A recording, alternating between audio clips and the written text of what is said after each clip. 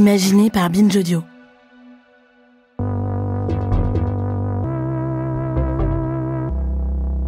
Si les affaires de soumission chimique nous paraissent souvent hors normes, le procès des viols de Mazan nous met en face de la banalité de cette violence invisible. Pendant près de 10 ans, Dominique Pellicot a drogué son épouse à son insu pour la violer et la faire violer à son domicile à Mazan par des dizaines d'hommes recrutés sur Internet. Ce procès, qui est très médiatisé en cette fin d'année, permet de mieux saisir les liens entre la culture du viol et ce qui a été l'arme des crimes de Dominique Pellicot et ses complices. La soumission chimique. Se faire droguer à son insu. On est nombreux à avoir peur de ça, surtout quand on fait la fête. Dès que j'ai commencé à sortir en soirée ou en club, j'ai pris l'habitude de faire attention à ce que je porte, ce que je bois. Je fais gaffe aux mecs qui dansent trop près de moi, je garde toujours un œil vigilant sur mon verre. Parce que je suis une femme, on m'a appris à craindre le monde de la nuit. Ce flicage constant de mes propres faits et gestes est induit par un discours ambiant qui blâme les victimes, ou celles qui pourraient l'être. La culture du viol nous tient responsables des violences qu'on subit, au lieu de se concentrer sur les agresseurs et sur leurs méthodes. C'est très difficile de comptabiliser de façon exhaustive le nombre de victimes de soumission chimique, mais selon les enquêtes les plus récentes de l'Agence nationale de sécurité du médicament, les agressions facilitées par les substances sont en hausse ces dernières années. Et dans plus de 80% des cas, ces agressions sont le fait d'hommes sur des femmes. Quand Félix Lemaître, mon invité, a commencé son enquête sur cette arme invisible, il s'est rendu dans des bars, des boîtes, des festivals, paré pour la chasse aux monstres. Qui sont ces hommes qui droguent des femmes pour les agresser ? Quels sont leurs modes opératoires, leurs mobiles ? Mais au fil de ses recherches, il a compris que ça allait bien au-delà. La soumission chimique, ça n'est pas juste le fait d'inconnus tapis dans les recoins sombres des clubs glauques. C'est une arme patriarcale qui se recharge avec le fantasme de la femme-objet. C'est ce qu'on va voir dans cet entretien qui, je vous préviens, sera peut-être un peu difficile à écouter. En quoi les agresseurs par soumission chimique sont un miroir grossissant d'une culture masculine de la sexualité. Ici Naomi Titi, vous écoutez l'épisode 104 des Couilles sur la table, un podcast créé par Victoire Tuaillon.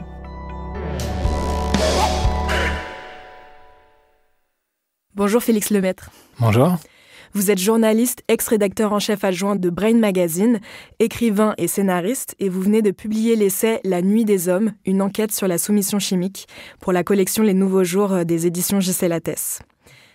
Votre enquête, elle a duré 2 ans, et le point de départ, ça a été la vague de piqûres sauvages dont on a entendu parler en juillet 2022.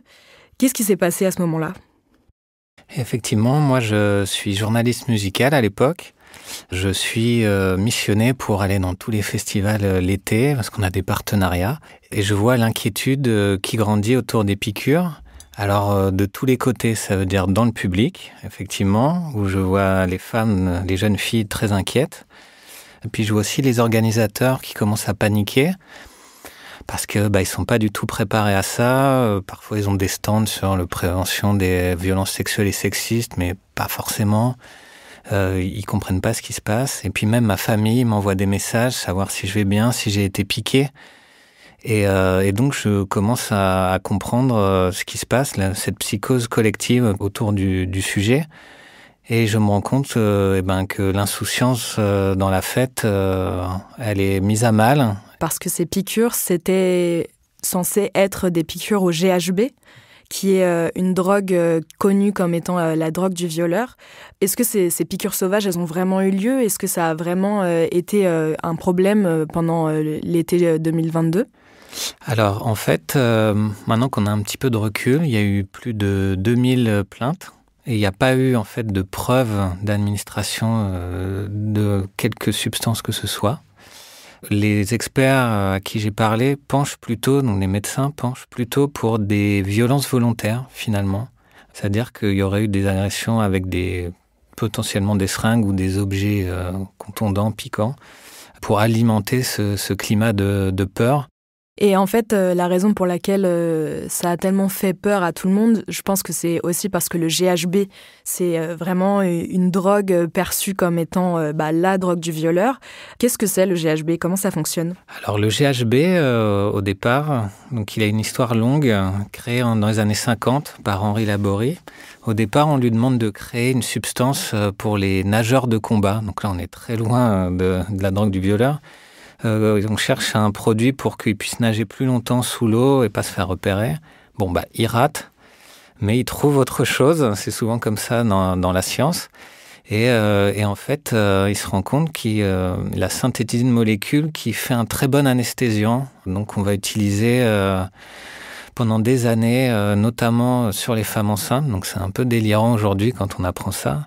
Mais le GHB aussi a été utilisé contre la narcolepsie, puisqu'il induit un sommeil très fort. Et ensuite, en fait, ça se répand, ça va être utilisé dans la société civile, notamment dans la communauté gay au départ, mais pas que, techno, et se diffuser. Mais alors, en fait, on peut pas vraiment dire que le GHB est une drogue, l'expression de drogue du viol et drogue du violeur, moi, je suis absolument contre. Déjà, parce que drogue du viol, on a l'impression qu'on a créé une drogue spécialement pour le viol, ce qui n'est pas du tout le cas comme on vient de le voir, donc c'est un usage détourné du GHB. Et puis drogue du violeur aussi, on a l'impression que c'est finalement la drogue le coupable et pas le violeur. Donc voilà, il y a des violeurs qui utilisent des drogues, pas de drogue du viol ni de drogue du violeur. L'Agence du médicament explique dans ses rapports que le GHB en général représente 9 ou 10% des cas de soumission chimique vraisemblable.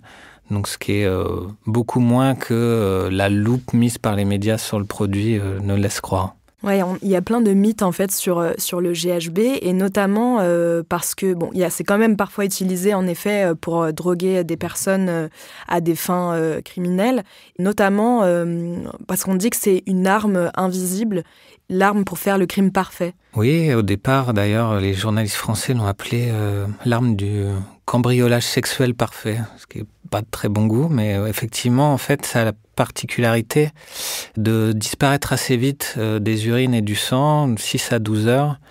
Contrairement, par exemple, au cannabis, où on peut retrouver pendant jusqu'à 1 mois dans les urines ou le sang. Donc, effectivement, c'est plus compliqué à détecter. Alors, comment ça marche, vous me demandez? Moi, je suis allé voir des neuroscientifiques parce que j'avais pas les armes pour l'expliquer moi-même. J'ai une formation dans sciences sociales, donc voilà.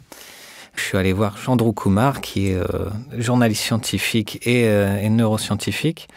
Et en fait, il m'explique que s'il marche si bien, ce GHB, c'est parce qu'il ressemble au neurotransmetteur GABA, en fait, qu'on a tous en nous. C'est-à-dire que c'est le neurotransmetteur principal dans le système nerveux central. Le système nerveux central, en gros, c'est ce qui contrôle la parole, les pensées, les mouvements, la mémoire, donc très important.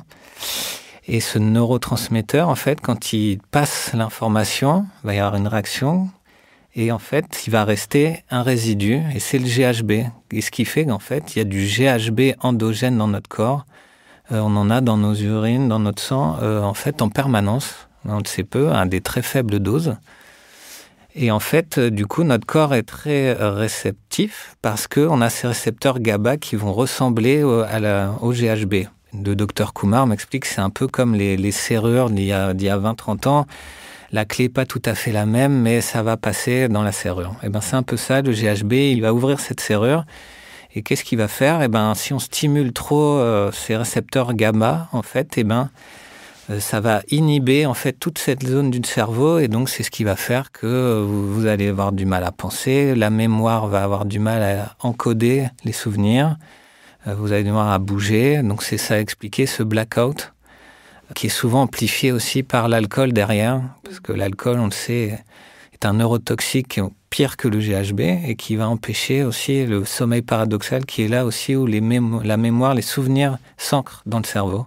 Et c'est ce qui crée ce phénomène après traumatique de blackout. Oui, parce que souvent, la plupart des cas qu'on repère de soumission chimique par le GHB, en fait, c'est en glissant la drogue dans un verre d'alcool. Et aussi, c'est parce qu'on génère nous-mêmes du GHB à très faible dose dans notre corps qu'on a du mal en fait à le distinguer d'une potentielle prise involontaire en fait. C'est pour ça que c'est aussi difficile à détecter. Et c'est quoi les effets du GHB ? Vous dites que ça désinhibe. Est-ce qu'on peut repérer facilement quelqu'un qui est sous GHB sans l'avoir pris volontairement ? Alors, c'est des effets très proches de l'alcool, mais en accéléré, en fait. Donc, c'est comme, pour le dire vulgairement, une grosse cuite où on est prêt à perdre connaissance et on ne sait pas trop ce qu'on dit, ce qu'on fait. Avec la particularité d'augmenter la motivation sexuelle, ce qui le rapproche là, par contre, plus de la MDMA.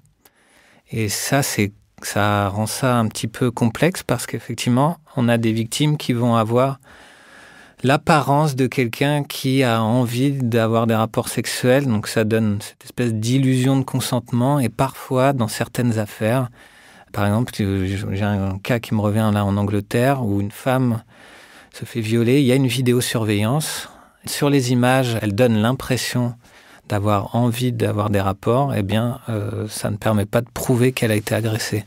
C'est ça, en fait, c'est comme si on devenait avenant contre notre propre gré. Et vous parlez dans votre livre d'une affaire où ça s'est retourné contre la victime.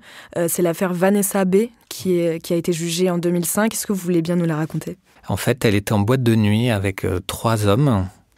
A priori, c'est là où on a glissé du GHB dans son verre. Elle a bu aussi. Et ensuite, elle part en after avec ces 3 hommes dans l'appartement d'un des 3. Elle va au lit parce qu'elle se sent pas bien. 2 hommes vont voir si elle va bien, soi-disant, et s'absentent de la soirée.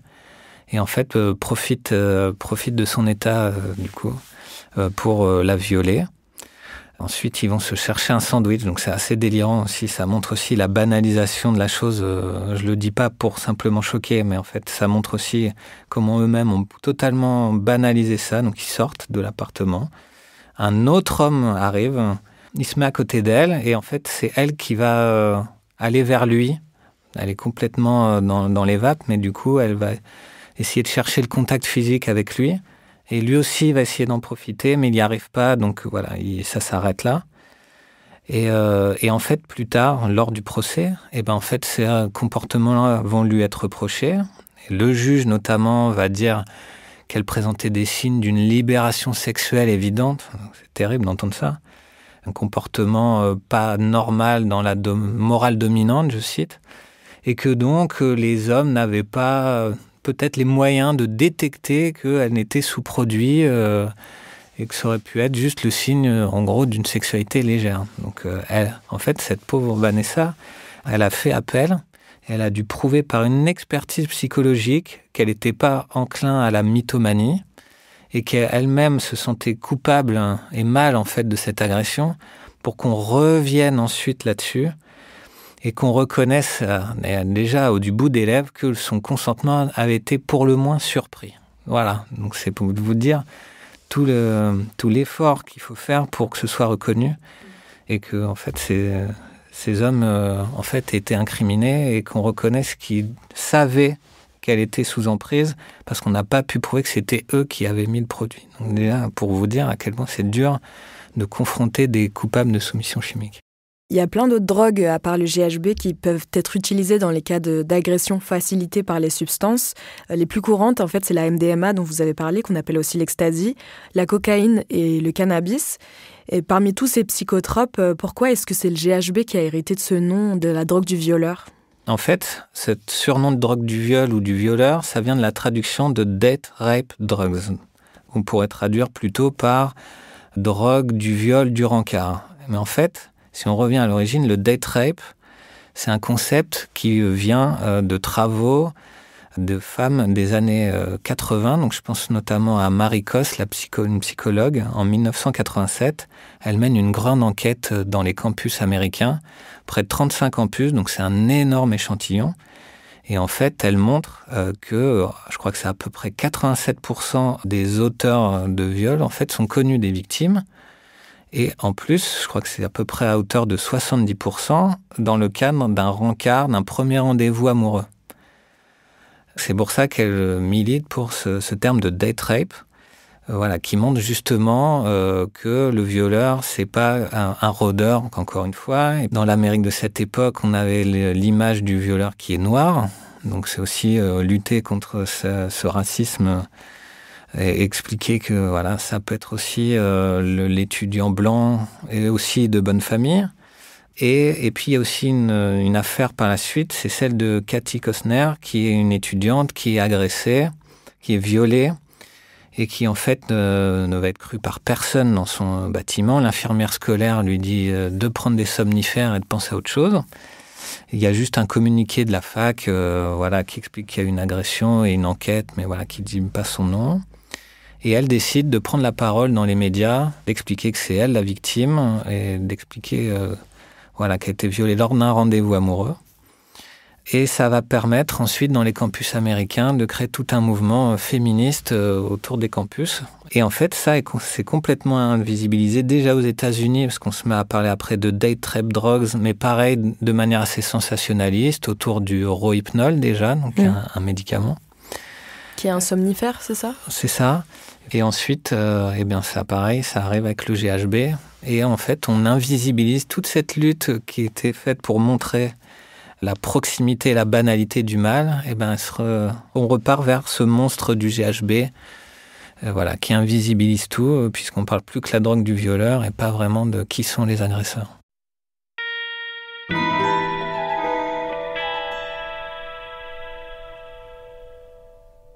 En contexte de fête, au moment où ça a été une question à prendre à bras-le-corps, vous avez été en contact avec des organisations qui luttent pour avoir des teufs safe, donc c'est-à-dire sans agression.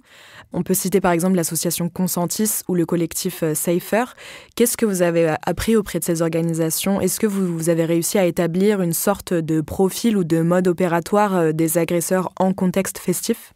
Alors en contexte festif, du coup, moi j'ai eu la chance de faire des maraudes avec justement dans le dispositif Safer.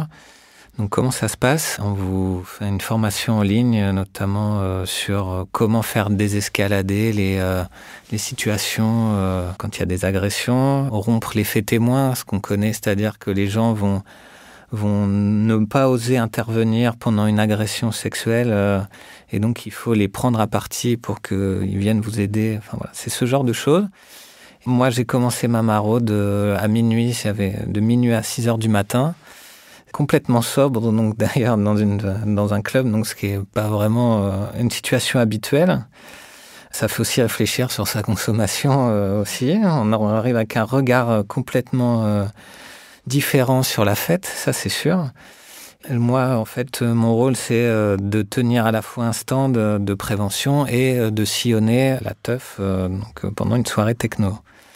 Qu'est-ce que j'apprends ? Déjà, c'est une sorte de révélateur choc sur mon propre regard d'homme, parce que je me souviens de mes années d'étudiants où quand on arrive dans une boîte de nuit, vous avez vos copains qui vont essayer de trouver le meilleur endroit pour repérer des filles, je sais pas, être un peu en hauteur, surplombé, pouvoir repérer...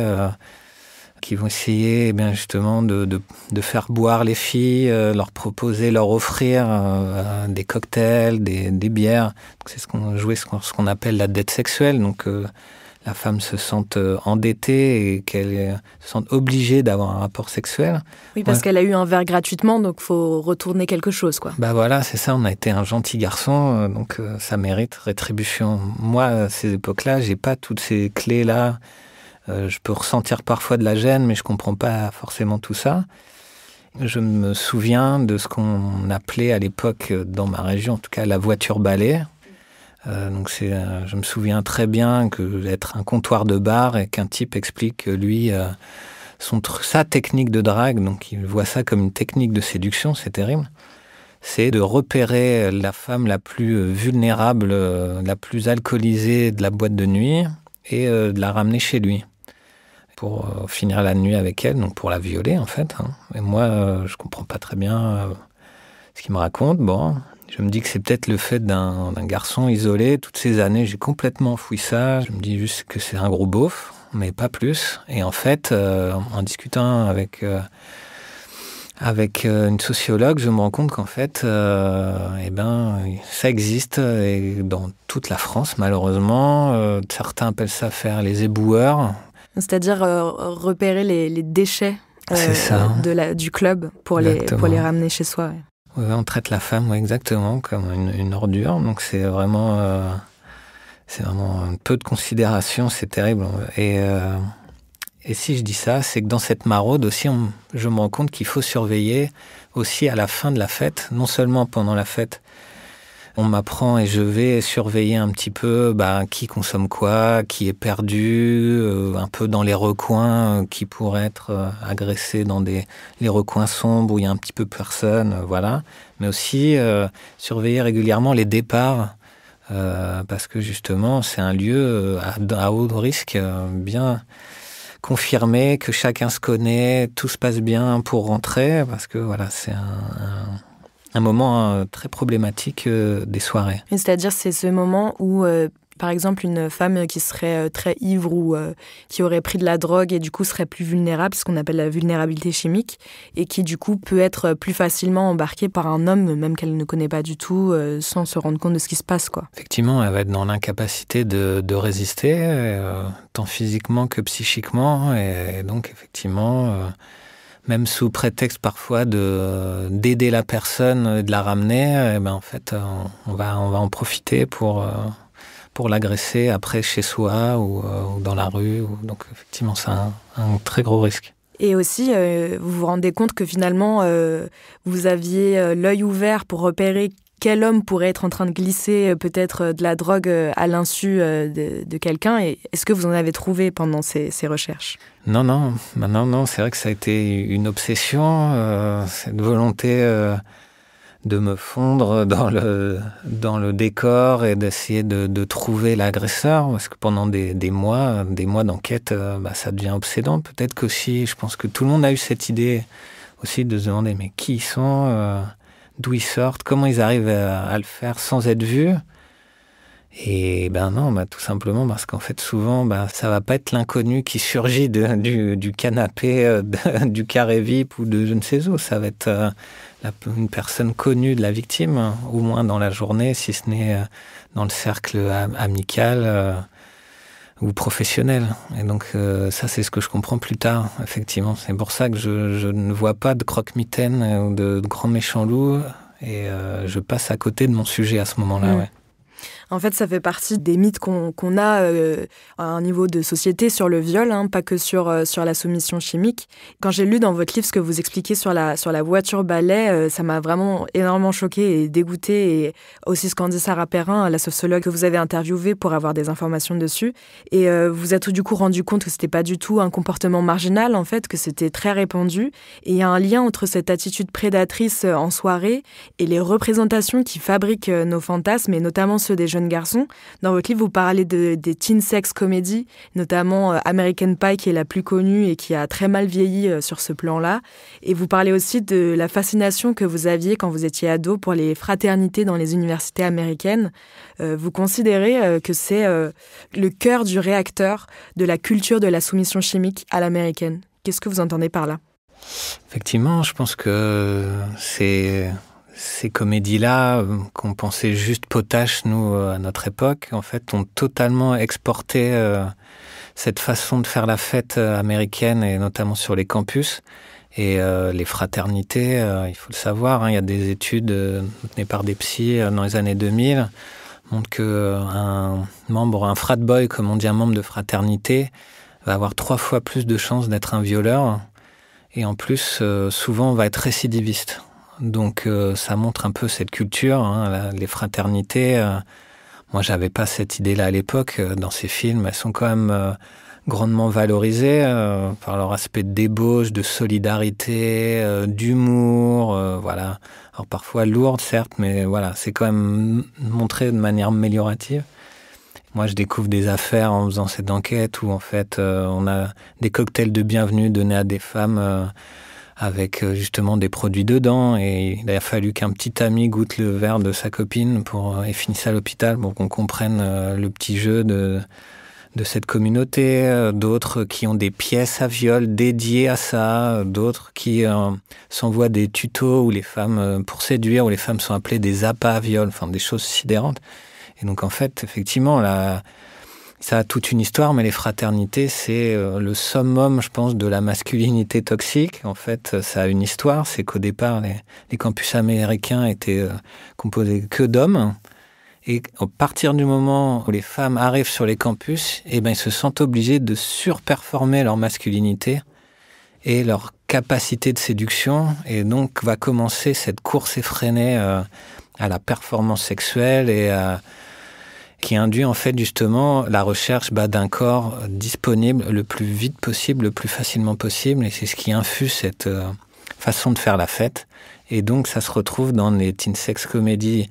Soit ça va être les gentils garçons qui vont essayer de perdre leur virginité.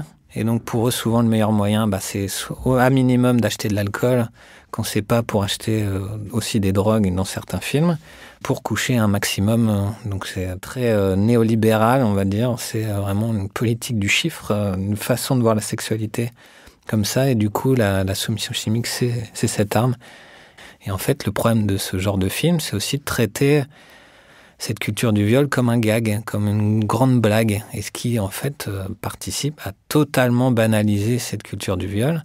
Et ça se retrouve même dans un cas très important, c'est le cas Brett Kavanaugh, qui est donc nommé à la Cour suprême par Trump, en 2018, je crois. Il est accusé d'avoir fait une tentative de viol quand il était étudiant. Puis il y a un documentaire qui est fait sur lui, on comprend qu'il aimait beaucoup montrer son appareil génital, il en était très fier apparemment, il aimait essayer de profiter des femmes qui avaient trop bu. Et comment il se défend ? Il dit « vous savez, c'était l'époque, j'avais vu tous ces teen movies, j'avais envie de faire la fête ». Donc on voit que ça a un vrai impact concret sur les étudiants.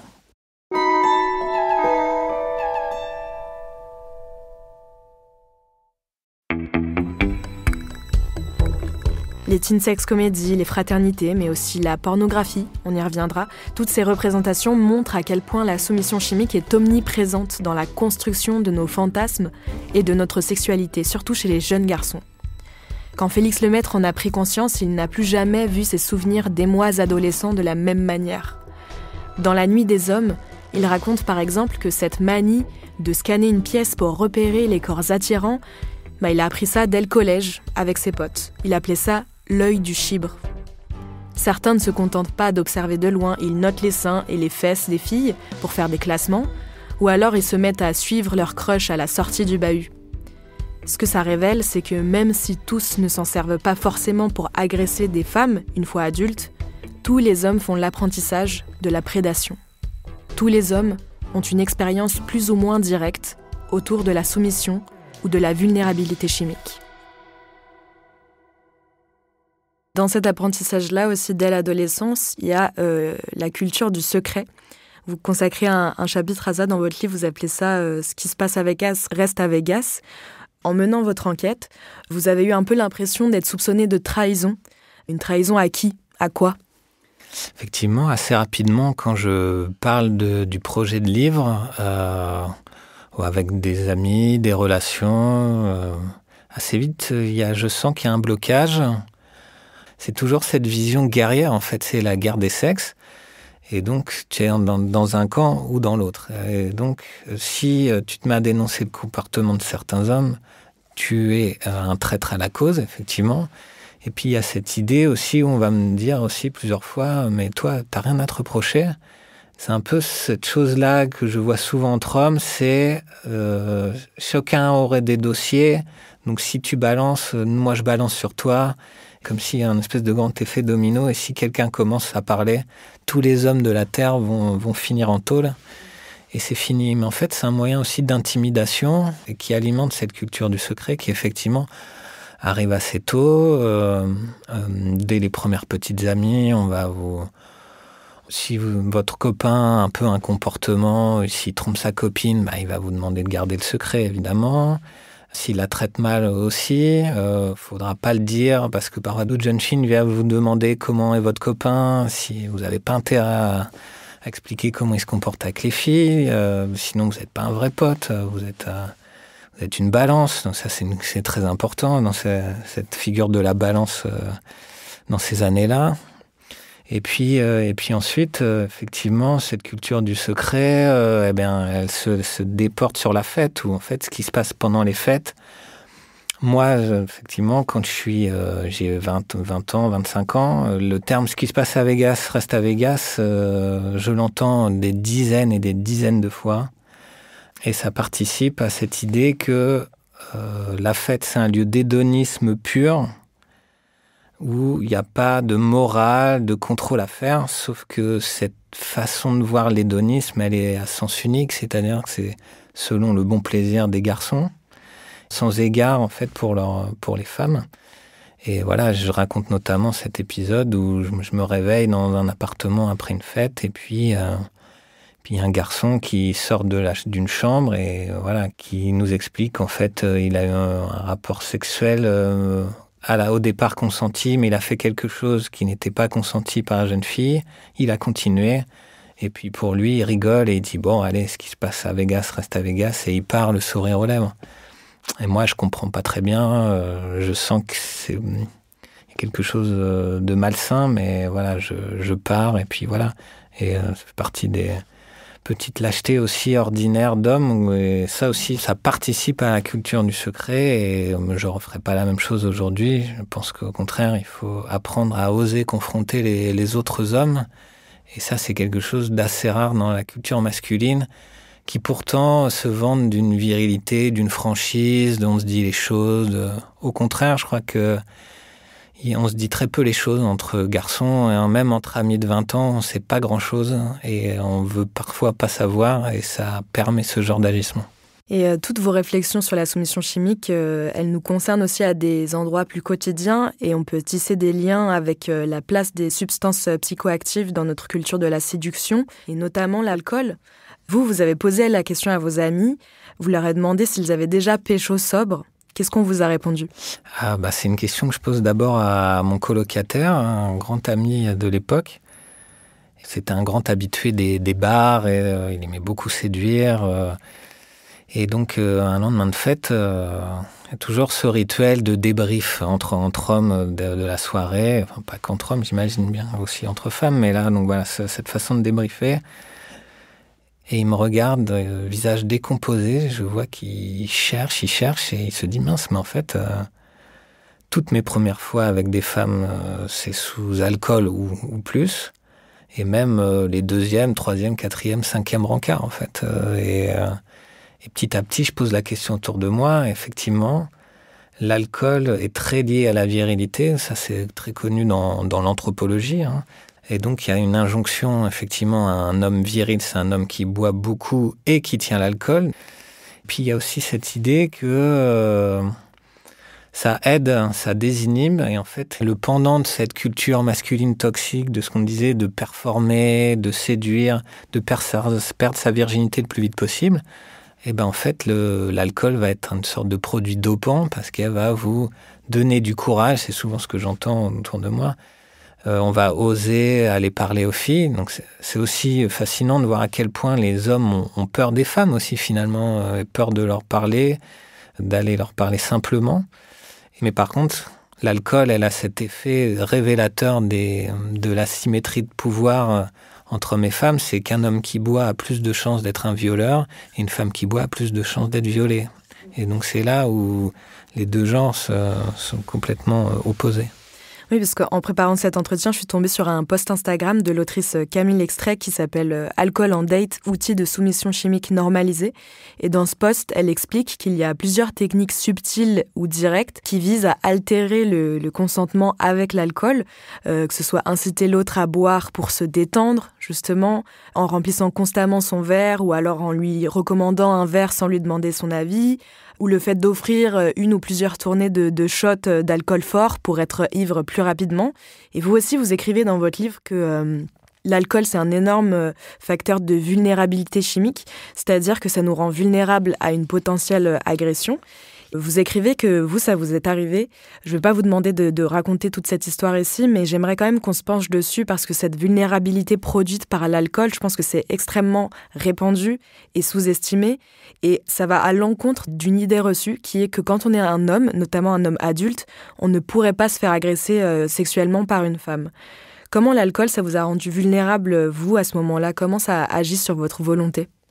Effectivement, donc moi, ça m'arrive dans le contexte d'une soirée dans une maison de vacances, dans un week-end. Et ça joue parce qu'il y a un peu ce côté huis clos. Donc je connais pas la jeune fille en question. Et donc c'est une soirée en fait où on commence à l'apéritif et il y a un petit système de chantage qui commence à arriver parce qu'elle me prend mon pull, elle le met, elle me dit si tu veux le récupérer, il faut que tu m'embrasses. Donc là, je sens déjà qu'il y a une volonté un petit peu de flirt, de forcer, de flirt, mais un petit peu forcé. Et en fait, effectivement, il y a cette mécanique qu'on voit pas forcément venir et j'ai mis beaucoup de temps à me rendre compte de ce qui s'était vraiment passé. Parce qu'en fait, effectivement, je vois qu'il y a tout le temps une bière qui arrive. Elle me tend toujours une bière près de moi. Et donc, j'ai jamais mon verre vide. Donc, petit à petit, je sais jamais si c'est elle qui l'a porté ou pas. Mais parfois, elle me le tend. Parfois, je sais pas si c'est elle. Mais effectivement, c'est cette consommation non-stop. Et plus on boit, moins on résiste à la prochaine bière, au prochain cocktail. Et donc, effectivement... c'est un cercle vicieux finalement. Et puis en plus ce que je montre c'est que en tant qu'homme moi je commence à sentir quand même que ça va pas et qu'elle me drague plus lourdement, on danse, elle commence à me serrer, moi j'ai pas vraiment envie. J'ai un peu du mal à expliquer à un de mes amis que la situation me convient pas. Lui, il comprend déjà même pas le concept qu'on puisse pas avoir envie de coucher, presque. Pour lui, j'ai de la chance, une femme a envie de moi, il faut en profiter. Donc déjà, il comprend pas vraiment. Et donc, je lui demande d'aller parler à cette fille, parce que moi, j'ai l'impression d'avoir signifié physiquement que j'avais pas envie. Et je sens que j'arrive pas, en plus je suis quelqu'un d'un peu timide, j'arrive pas à dire non, frontalement peut-être. Et donc, je lui demande d'aller la voir. Et ce que j'entends au loin, c'est qu'il lui dit juste que faut qu'elle y aille doucement, mais il lui dit pas d'arrêter. Il lui dit vas-y doucement, il est un peu fragile. Du coup, je comprends aussi qu'il a ce regard sur moi où il se dit si un homme qui a pas envie de coucher avec une femme, c'est un homme fragile finalement. Il va rien faire d'autre. Moi, je vais essayer de rentrer dans la chambre et puis elle va en profiter. Et effectivement, voilà, c'est en fait la vulnérabilité, elle s'instaure. C'est quelque chose d'un peu étouffant qui arrive de plus en plus et on n'arrive pas à s'en dépêtrer et jusqu'à ce que finalement on abdique parce que on n'a pas la force, ni physique et surtout psychique en fait, de dire encore et encore non. Et on lâche et on est trop fatigué, trop ivre pour dire stop. Alors que ça paraît idiot, on se dit je suis plus grand, plus fort, j'aurais pu dire non, mais en fait j'ai pas réussi. Pour la dernière partie de cet entretien, on va se pencher sur un élément crucial de votre enquête que vous avez découvert plutôt sur le tard dans votre recherche. Selon la dernière enquête de l'Agence nationale de sécurité du médicament, en fait, les agressions ou viols par soumission chimique, elles ont lieu à 42% dans un contexte privé, donc pas forcément en milieu festif. Et les auteurs sont souvent connus des victimes dans la majorité des cas, ça on l'a dit. Et surtout, ça c'est encore une grosse prise de conscience, c'est que les substances les plus utilisées, ce sont des médicaments à 56%, donc des substances légales qu'on peut obtenir avec ou parfois sans ordonnance. Et il y a une affaire en cours qui en est un exemple terrifiant, c'est celle des viols de Mazan. Donc pendant près de 10 ans, Dominique Pellicot a drogué sa femme avec des anxiolytiques pour la violer et la faire violer par d'autres hommes qu'il recrutait sur Internet. L'instruction a permis d'estimer que Gisèle Pellicot aurait été violée plus de 200 fois entre 2011 et 2020. Et en plus de son ex-mari, 50 autres hommes ont été identifiés comme agresseurs présumés. Et leur procès pour viol aggravé s'est ouvert en septembre 2024 devant la cour criminelle du Vaucluse. Bon, ce procès, c'est un peu la toile de fond de cette 7e saison des Couilles sur la table. j'en parle dans plusieurs épisodes et on va sans doute revenir dessus une fois que ce sera terminé parce qu'il y a beaucoup de choses à dire, que ce soit sur le profil lambda des agresseurs, sur la manière dont ils nient les faits, sur la façon dont leur défense est construite par leurs avocats. Vous, votre livre, il est sorti 2 jours après l'ouverture de ce procès et dedans, vous dites qu'avec cette affaire, c'est l'abcès du mal ordinaire derrière la soumission chimique qui explose et éclabousse. Qu'est-ce que vous entendez par là ? Alors à l'époque, je ne sais pas encore que Gisèle Pelicot va avoir ce courage de lever le huis clos et de permettre en fait à ce que le sujet arrive complètement dans l'opinion publique et pour une longue séquence. Cette affaire, elle montre plusieurs choses. En fait, elle détruit tous les stéréotypes qu'on avait autour de la soumission chimique. Donc, cette histoire du rôdeur, je crois que c'est Valérie Rey-Robert qui appelle ça les stratégies d'altérisation. Enfin, on a toujours l'impression que le violeur, c'est toujours l'autre, que c'est un rôdeur. Donc, qu'est-ce que ça implique ? Quelqu'un de marginalisé, quelqu'un qui n'est pas inséré socialement. Moi, je commence mon enquête aussi en allant voir des psychologues, des psychiatres. On nous sort, ces drogueurs sont des pervers donc qui jouissent de la manipulation de l'autre. Bon, après on me dit aussi, il y a une tendance probablement nécrophile. Donc on l'a entendu aussi pour Dominique Pelicot, cette attraction pour un corps mort. Et donc, comme il n'y a pas de cadavre disponible, on aurait besoin de ce corps inanimé de la femme. Et là, donc là, on sort le plus grand des tabous. En fait, quand même, les psys me le disent, la nécrophilie, c'est extrêmement marginal. Et il faudrait pas résumer ça et pas voir Dominique Pelicot et les autres accusés de Mazan comme une sorte d'organisation nécrophile. Enfin, voilà, parce que j'ai entendu ça parfois autour de moi, et ce serait une vision complètement fausse. En fait, effectivement, c'est le fait de personnes insérées, même père de famille. Il y en a un qui a déposé son enfant à l'école avant d'aller au procès. Des gens voilà, qui ont un travail, des gens voilà. Et c'est ça qu'il faut bien comprendre dans la soumission chimique. C'est comme pour tous les viols, parce qu'il y a aussi cette image de la soumission chimique. Je l'ai entendue comme une sorte de crime de niche. Ce serait quelque chose de très particulier. En fait, il faudrait pas la mettre à part des autres agressions sexuelles et sexistes. C'est une méthode qui est différente, mais en fait, elle n'est pas fondamentalement à part. C'est juste qu'il y a une arme chimique dont on a moins conscience, qui est moins connue, et donc ça permet aussi d'invisibiliser l'ampleur du phénomène qui est compliqué, comme vous le disiez, à mesurer. Je pense que ce procès, surtout le discours de beaucoup d'accusés, renvoie à quelque chose qui est qu'ils ne se posent pas la question du consentement de Gisèle Pelicot, que c'est comme si ça ne leur traversait pas l'esprit. Enfin, il y en a certains qui se défendent en disant pensaient qu'elle faisait semblant de dormir et que c'était un jeu au sein du couple. Mais en fait, ce que ça montre, cette affaire, c'est qu'un corps inconscient peut faire office de fantasme dans la tête de tellement d'hommes. C'est ce que montrent aussi les agressions sur fond de vulnérabilité chimique, où c'est pas forcément quelqu'un qui drogue quelqu'un d'autre de façon volontaire, mais qui quand même perçoit ça comme une opportunité, cet état altéré. Et donc là, c'est une affaire qui paraît hors norme parce que ça a duré pendant tellement longtemps, qu'il y a tellement d'accusés, mais finalement, elle est beaucoup plus ordinaire que ce qu'on pense.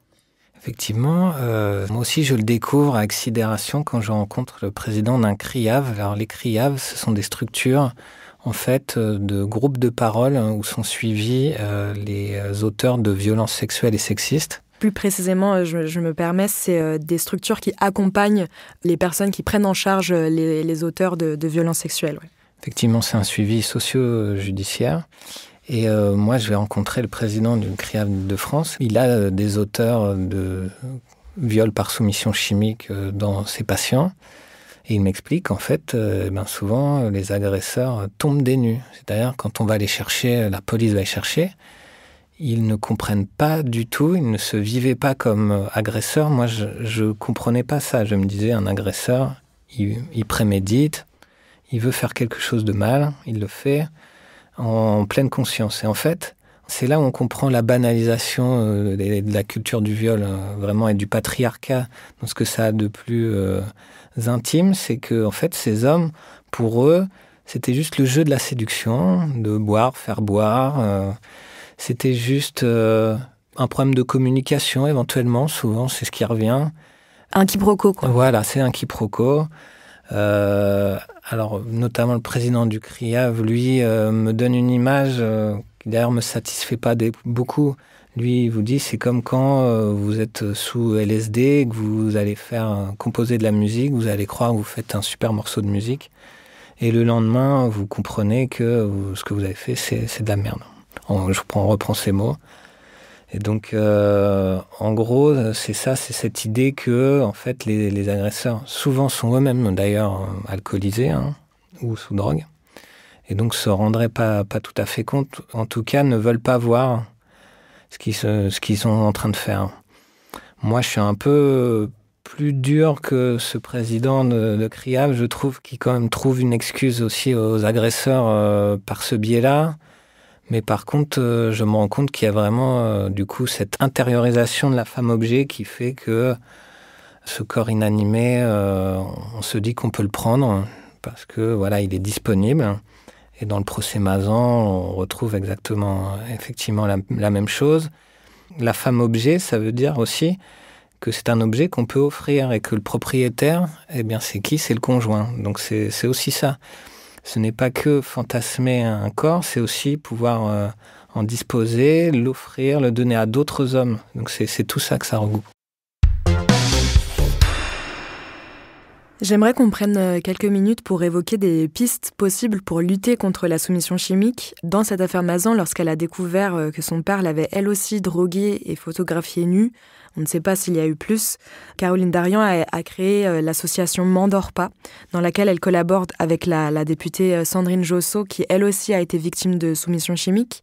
Elle accuse le sénateur Joël Guerriau de l'avoir droguée avec de l'ecstasy à son insu lors d'une soirée dans l'intention de l'agresser.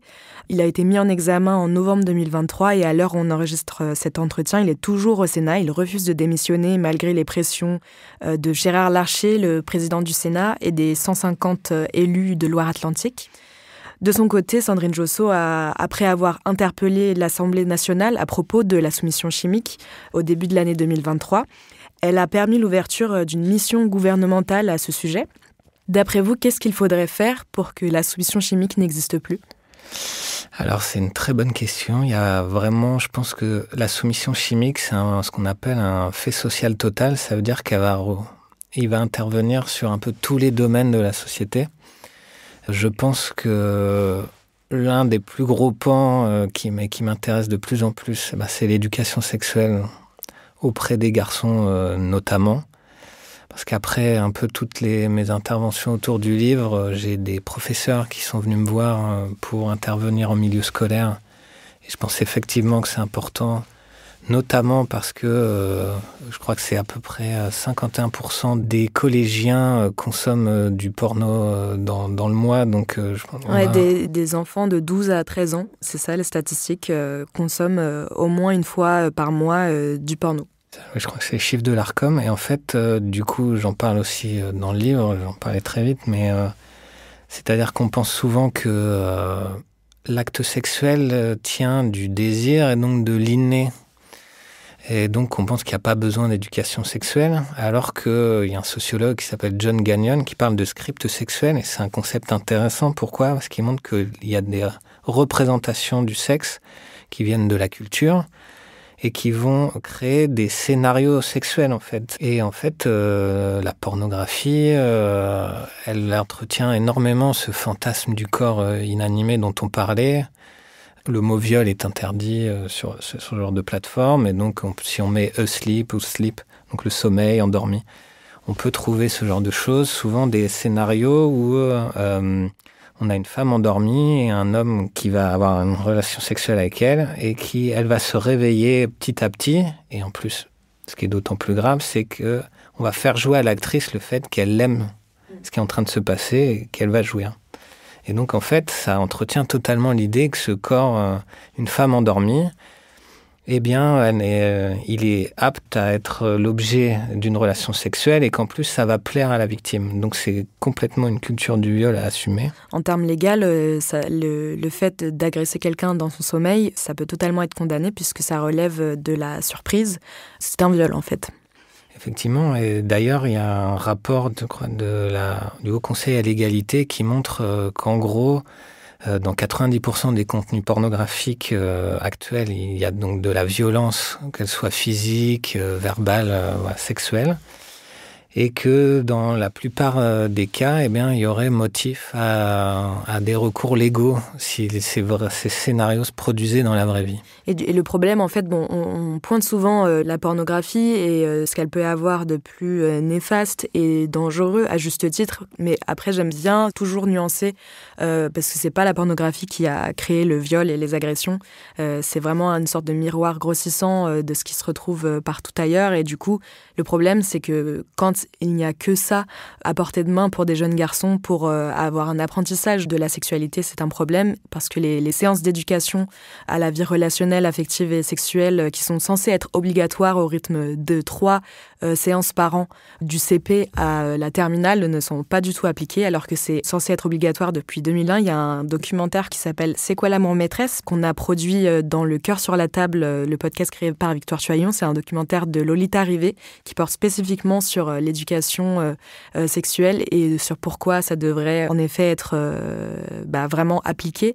À part ça, qu'est-ce qu'on pourrait faire, par exemple, au niveau de la police ou de la justice ?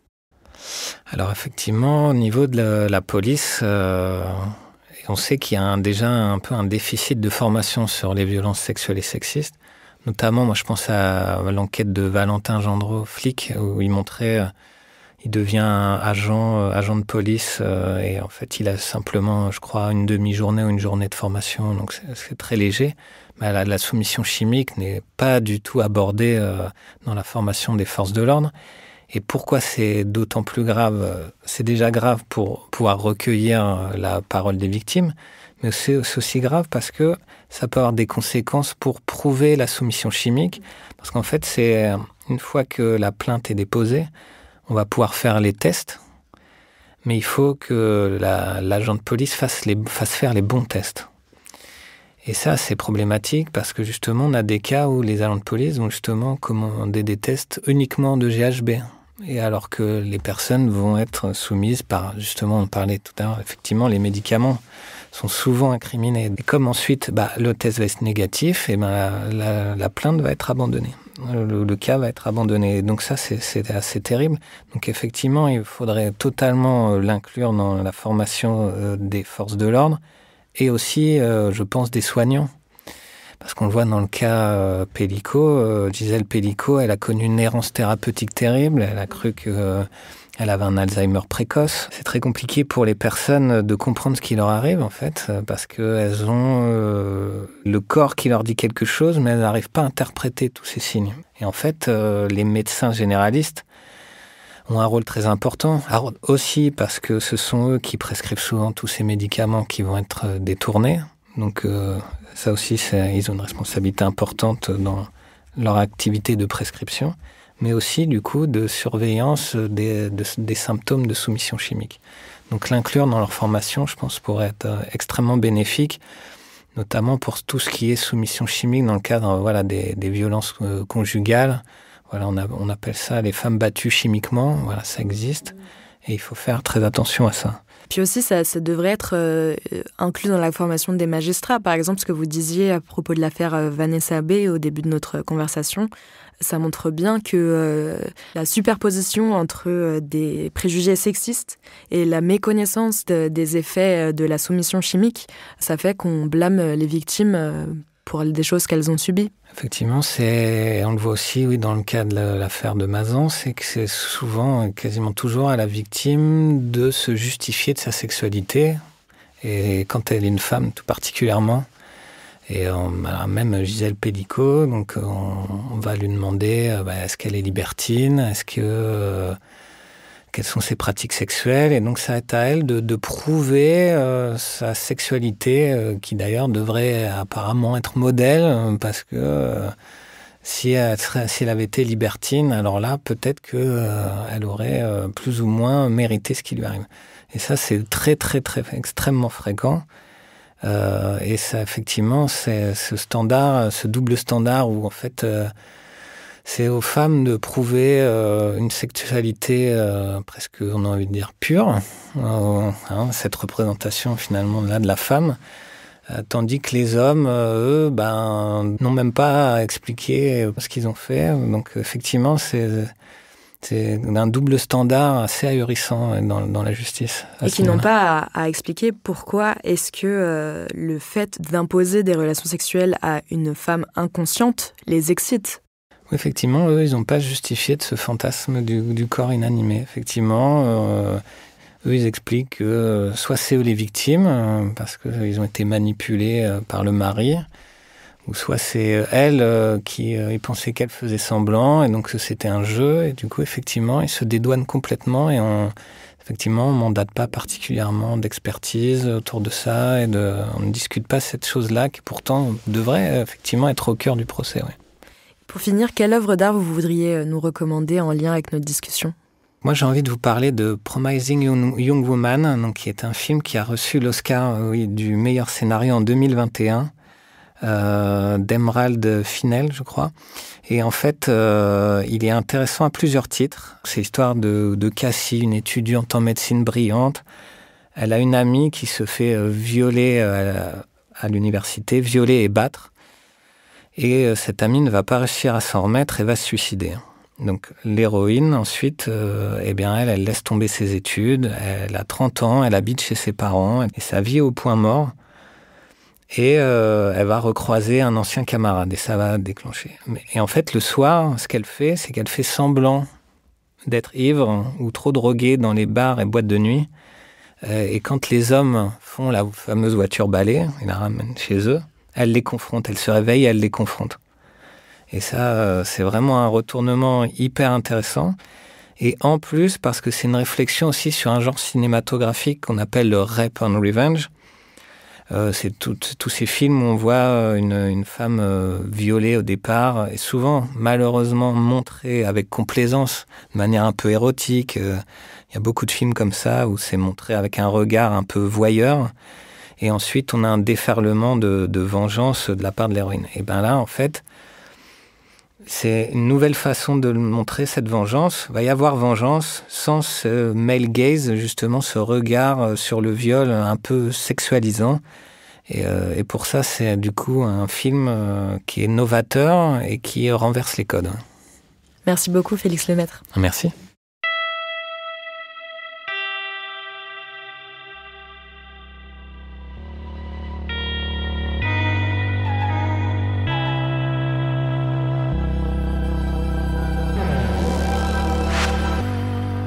C'était l'épisode 104 des Couilles sur la table avec Félix Lemaître, journaliste et auteur du livre La Nuit des Hommes, paru aux éditions J.C. Lattès. Merci à lui de nous avoir raconté toute cette enquête. Il y a plein de choses qu'on n'a pas eu le temps d'aborder. Je vous encourage vraiment à lire son livre si vous voulez en savoir un petit peu plus. Et si vous vous êtes reconnu dans des situations qu'on a décrites, vous pouvez consulter le site de l'association M'endors pas. Ne restez pas seul avec ça. Je précise que la loi du 3 août 2018 prévoit que le fait d'administrer à une personne à son insu une substance de nature à altérer son discernement ou le contrôle de ses actes afin de commettre à son égard un viol ou une agression sexuelle est puni de 5 ans d'emprisonnement et de 75 000 € d'amende. On vous met le contact de cet asso et toutes les références dans l'article qui accompagne l'épisode. Pour aller plus loin après cette écoute, je vous recommande l'épisode « L'affaire P. Diddy, la chute d'un empire » de mon camarade Thomas Rozek pour le podcast Programme B.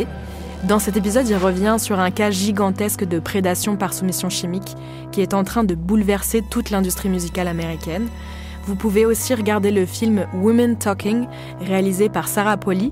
C'est une adaptation du roman de Miriam Toews dans lequel les femmes d'une communauté religieuse se réunissent pour décider ce qu'elles doivent faire face aux hommes qui les ont droguées et violées. Et si les liens entre alcool et masculinité vous intéressent, Victoire Choyon avait reçu le sociologue Nicolas Palierne pour un épisode des Couilles sur la table qui s'intitule « Il a bu son verre comme les autres ». J'espère que cet entretien vous a plu, n'hésitez surtout pas à le partager sur les réseaux sociaux et à vos proches. Dites-nous ce que vous en avez pensé sur Instagram ou alors par mail à l'adresse lescouillessurlatable@binge.audio. J'arrive pas toujours à répondre à tout le monde, mais je vous assure que je vous lis avec une grande attention.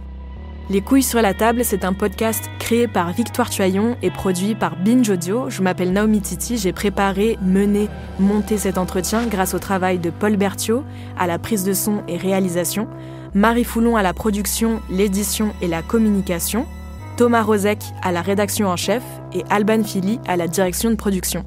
Dans le prochain épisode, Talma Desta recevra Marie-Axelle Granier pour parler de bagnole.